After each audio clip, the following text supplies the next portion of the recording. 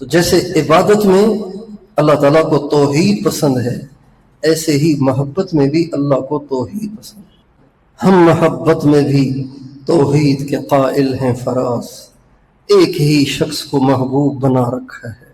اللہ تعالیٰ ہر بندے سے، ہر بندی سے یہ چاہتے ہیں کہ اس کے دل میں اللہ کے سوا کچھ ہو ہی نہیں، نہ اسے پیسہ کمانے کا شوق ہو، نہ اسے حسین چہروں کو دیکھنے کا شوق ہو، نہ اسے لوگوں میں مشہور ہونے کا شوق ہو، نہ اس کو اپنے فالوور بڑھانے کا شوق ہو، نہ اس کو بلے بلے کا شوق ہو۔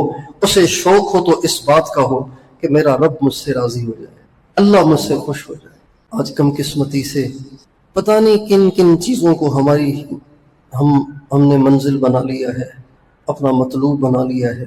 ضرورت اس بات کی ہے کہ ہم اپنی تمام منزلیں اپنی زندگی سے ڈیلیٹ کریں، اپنی ساری منزلوں کو حذف کریں اور صرف ایک کو منزل بنائیں، صرف اللہ کو مقصود بنائیں، صرف اللہ کو مطلوب بنائیں، صرف اللہ کو محبوب بنائیں، صرف اللہ کو چاہیں، صرف اللہ کی دوڑ لگائیں۔